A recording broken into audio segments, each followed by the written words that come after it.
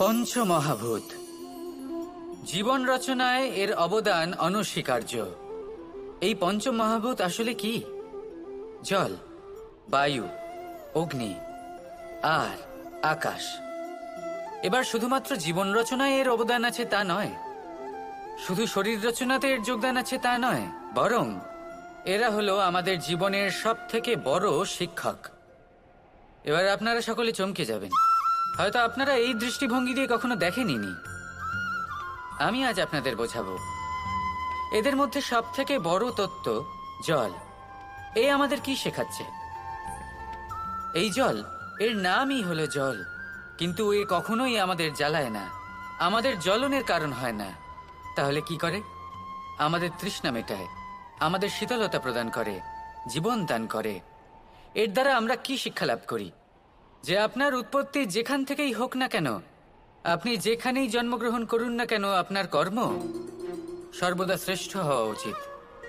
আপনি জলকে যে কোনো পাত্রে রাখুন না কেন, সে সেই অনুসারেই নিজের আকার ধারণ করে নেয়। এর দ্বারা আমরা কি শিক্ষা পাই? এই শিক্ষাই পাই যে যে কোনো পরিস্থিতিতেই নিজেদের মানিয়ে নিতে হবে, নিজেকে সেরকম করে নিতে হবে। যে দেশেই থাকি না কেন, যে স্থানেই থাকি না কেন, যে পরিস্থিতিতেই থাকি না কেন, যে ব্যক্তির সাথেই থাকি না কেন, আমাদের সুখময় হয়ে জীবন অতিবাহিত করা উচিত। দেখুন, আমাদের কত বড় একটা শিক্ষা দিল এই জল, যা আমরা কোনোদিন দেখতেই পাইনি। নিজেকে জলের মতোই করে তুলুন। সুখের ধারায় স্বাচ্ছন্দ্যে প্রবাহমান হতে থাকবেন আপনি। নিজের আকারকে ভেঙে ফেলুন, নিজের সীমা লঙ্ঘন করুন। আপনি অবশ্যই একদিন মহানুভবতা অনুভব করবেন। তাহলে আসুন আর আমার সাথে ভালোবেসে বলুন, রাধা রাধা।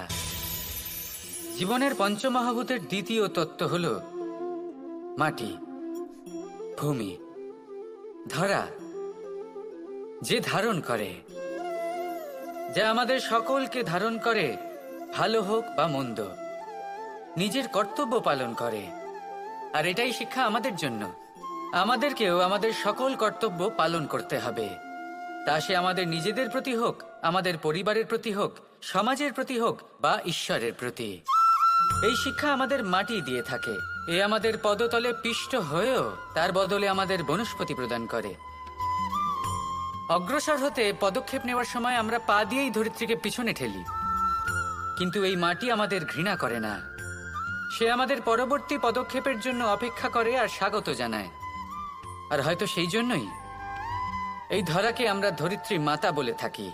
আর তাই এই পদবী, এই সম্মান, এই ভালোবাসা এর আকার বা এর ভারের জন্য একে প্রদান করা হয় না, প্রদান করা হয় এর স্বভাবের কারণে।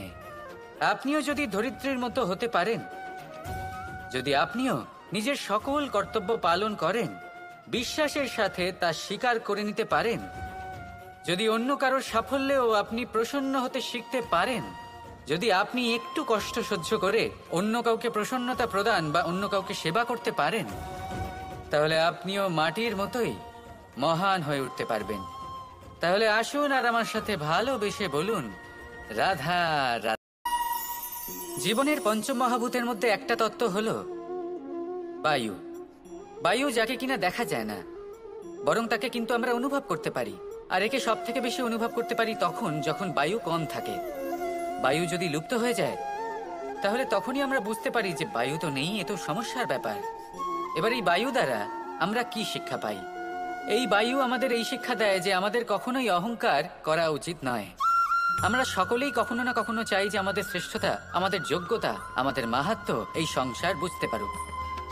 আর নিজের মাহাত্ম্য প্রমাণ করার জন্য শক্তি দেখানোর কোনো প্রয়োজন নেই। কারণ যখন কোনো ব্যক্তি, এই সমাজ, এই সংসার আপনাকে নিজের থেকে দূরে করে দেবে, আপনার থেকে দূরে চলে যাবে, তখন আপনার মাহাত্ম্য কি তার আভাস সে নিজে থেকেই অবশ্যই পেয়ে যাবে। আপনার কিছুই করার প্রয়োজন নেই। বায়ুর মতো হয়ে উঠুন। বায়ু, যার কিনা কোনো ভার নেই, কিন্তু যখন সময় আসে, যখন সে তুফানের রূপ নেয়, তখন অত্যন্ত বড় বড় বিধ্বংসী কাজ সে করে ফেলে। আর তখন এর শক্তির কোনো তুলনাই হয় না। বায়ু, যে নিজের সঞ্চালন দ্বারা পৃথিবীকে প্রাণ দেয়, নিজের পরিবহন দ্বারা এই মেঘ সৃষ্টি করে, এই ধরিত্রীর তৃষ্ণা নিবারণ করে।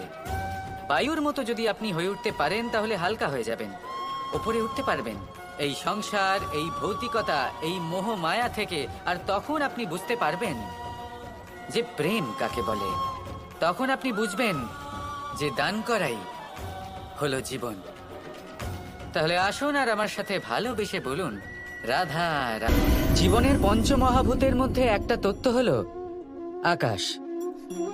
আকাশ যা কিনা নিরাকার, যার কোনো আকার নেই। আকাশ যা হলো অনন্ত। আর আমাদের সবসময় মনে হয় যে এই আকাশ আমাদের সাথে জড়িয়ে রয়েছে। কেন? এবার এই আকাশ আমাদের জন্য কি না করে। আকাশ আমাদের ওড়বার স্বাধীনতা দেয়। আকাশ মেঘকে ধারণ করে যাতে আমাদের তৃষ্ণা মিটতে পারে। এই আকাশ সূর্য এবং চন্দ্রকে তার যথাস্থান দেয় যাতে আমরা প্রকাশও পেতে পারি, আবার অন্ধকারও, যাতে আমাদের জীবনে সামঞ্জস্য বজায় থাকে। আকাশের থেকে অনেক কিছুই শেখার রয়েছে। যদি আমরাও আকাশের মতো হতে পারি, আমাদের আপনজনদের সেই স্বাধীনতা দিতে পারি যাতে তারা উড়তে পারেন, যাতে তারা নিজেদের স্বপ্ন পূরণ করতে পারেন, যার ফলে তারা নিজেরাই এই জীবনকে অনুভব করতে পারেন, নিজের পায়ে দাঁড়াতে পারেন, তাহলে ভাবুন আমাদের অস্তিত্ব কতটা বড় হয়ে যাবে। যদি আপনি আকাশের মতো হতে পারেন, তাহলে আপনিও আকাশের মতোই অনন্ত হয়ে উঠবেন। তাহলে আসুন আর আমার সাথে ভালোবেসে বলুন রাধা রাধা। পঞ্চমহাতত্ত্ব, পঞ্চমহাভূত, এদের বিষয়ে আমি আপনাদের সবকিছুই বলে দিয়েছি। কেন? এরা আমাদের জীবনের সব থেকে বড় শিক্ষক। আর এদের থেকে আমরা কি শিক্ষা পাই? নিশ্চিত রূপে এই পঞ্চমহাতত্ত্ব আমাদের দেহের নির্মাণ করে, কিন্তু একটা ষষ্ঠ মহাতত্ত্ব রয়েছে। এমন এক তত্ত্ব যার না কোনো ভার আছে, না কোনো পরিমাণ আছে, কিন্তু তা হলো অত্যন্ত গুরুত্বপূর্ণ। ভাবনা। কেউ একে আত্মা বলে, কেউ একে বিবেক বলে, কেউ একে প্রাণ বলে, আর কেউ বলে চেতনা। এবার এই চেতনা যখন পঞ্চমহাতত্ত্বের সাথে জুড়ে যায়, এক হয়ে যায়, তখন মানুষের জীবনের নির্মাণ হয়। এবার আপনার দেহের নির্মাণ জন্ম থেকেই পঞ্চমহাতত্ত্ব করে দেয়। কিন্তু এই ভাবনা, এই চেতনা, একে আপনি নিজেই এগিয়ে নিয়ে যেতে পারেন। একে দিশা দেখাতে হবে, এর বিকাশ আপনাকেই করতে হবে। কিভাবে? তা আপনার উপর নির্ভর করছে। আপনি এর সদ্ব্যবহারও করতে পারেন, দুর্ব্যবহারও করতে পারেন। এমন এক দিশা দিতে পারেন, এমন সদ্ব্যবহার করতে পারেন যে আপনি নিজেই কোনোদিন ভগবত গীতার জ্ঞান দিলেন। এমন দুর্ব্যবহার করতে পারেন, এমন দিশাও দিতে পারেন যে আপনি হয়তো শকুনের মতোই মহাভারত রচনা করলেন। এই চয়ন আপনারই। শুধু এই চেতনার শুদ্ধতার দিকে বিশেষ নজর রাখতে হবে। যদি এই চেতনা শুদ্ধ হয় তাহলে প্রেম থাকবে, আর যদি এই চেতনা অশুদ্ধ হয় তাহলে বিদ্বেষ হবে। আর আমার মতে সুখ এবং শান্তি প্রেমের দ্বারাই লাভ হবে, বিদ্বেষ দ্বারা নয়। তাহলে আসুন আর আমার সাথে ভালোবেসে বলুন রাধা রাধা। জীবনের পঞ্চমহাতত্ত্বের মধ্যে পঞ্চম তত্ত্ব অগ্নি। অগ্নি যা জ্বালাতে সাহায্য করে, কিন্তু তা উত্তাপও প্রদান করে। নিশ্চিত রূপে অগ্নি আমাদের জ্বালিয়ে দিতে পারে, কিন্তু আপনি কি কখনো এটা ভেবে দেখেছেন যে আগুন, তাকে নিজেকে কতটা জ্বলতে হয়, তাকে নিজেকে কতটা তাপ সহ্য করতে হয়? ও নিজে জ্বলে আমাদের উত্তাপ প্রদান করার জন্য, ও নিজে জ্বলে আমাদের ঊর্জা দেবার জন্য, আমাদের আলো দেবার জন্য, অন্ধকারে পথ দেখানোর জন্য, শত্রুর সাথে মোকাবিলা করার জন্য আমাদের সাহায্য করে নিজে জ্বলে। যখন আমরা কোনো দেবতার জন্য যজ্ঞ করি, তখন দেবতার ভোজন গ্রহণ করার নিমিত্ত হয় এই অগ্নি। কত কিছু ওকে সহ্য করতে হয় আমাদের এত কিছু দেবার জন্য। আপনিও আগুনের মতো হয়ে উঠুন, নিজে কষ্ট সহ্য করুন অন্যকে সাহায্য করার জন্য, তাদের জীবন উদ্ধার করার জন্য, নিজের প্রিয়জনের জন্য, নিজের পরিবারের জন্য, নিজের মাতা পিতার জন্য, এই সমাজের জন্য।